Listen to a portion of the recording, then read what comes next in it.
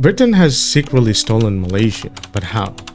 The Portuguese were the first European colonial power to establish themselves on the Malay Peninsula and in Southeast Asia, capturing Malacca in 1511. This event led to the establishment of several sultanates, such as Johor and Perak. In the 19th century, the English ultimately gained hegemony across the territory that is now Malaysia. Already the strongest European power in India, the growth of the China trade in British ships increased the East India Company's desire for a base in the region. Various islands were used for this purpose. The territories of the British were set up as free ports, attempting to break the monopoly held by the Dutch and French at the time, and making them large bases of trade.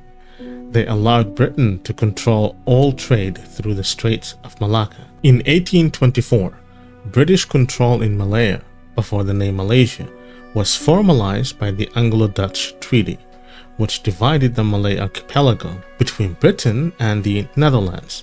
The Dutch evacuated Malacca and renounced all interest in Malaya. By 1846, the British controlled Penang, Malacca, Singapore, and the island of Labuan, which they established as the crown colony of the Straits settlements.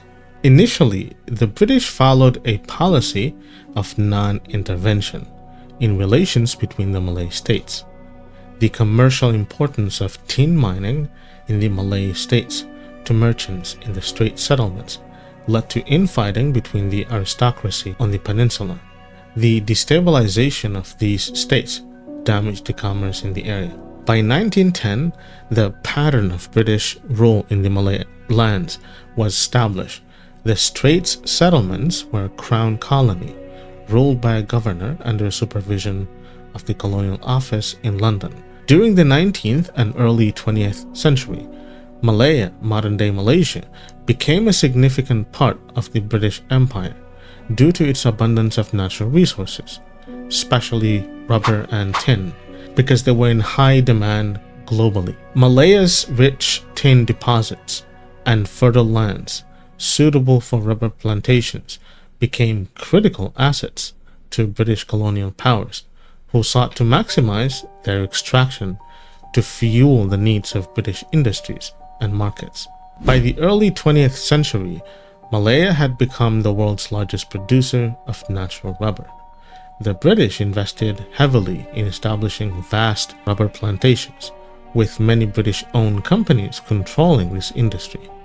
Colonial policies encouraged the growth of these plantations, with large tracts of land being converted to rubber cultivation, displacing local agriculture.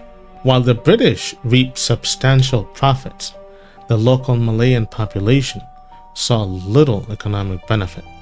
The rubber industry was structured in such a way that most of the wealth generated was exported to Britain, with minimal reinvestment in Malaysia's local infrastructure and economy. This ensured that Britain's financial interests were prioritized at the expense of the long-term development for the colony. Both the rubber and tin industries were built on the backs of exploited labor. In order to meet the labor demands, the British turned to a combination of local workers and indentured laborers brought in from China and India. These workers toiled under harsh conditions, often enduring long hours with minimal pay. The wages were deliberately kept low to maximize profitability for the British companies, which had little concern for the welfare of the workforce. The tropical climate, coupled with poor living conditions and lack of adequate healthcare, made life extremely difficult for these laborers. Similarly, in the tin mines, workers faced hazardous conditions. Mining was dangerous and labor-intensive, with minimal safety precautions in place, leading to frequent accidents and health issues. Despite the immense wealth generated from the rubber and tin, Malaya saw limited benefits from these industries. The colonial policies were designed to extract wealth and send it right back to Britain. leaving the local population economically marginalized. Infrastructure development, such as roads and railways, was primarily geared towards facilitating the extraction and export of resources, rather than improving the quality of life for Malaysians. Furthermore, colonial policies restricted native Malays from controlling large tracts of land, particularly agricultural land, while British settlers and businesses were granted significant privileges.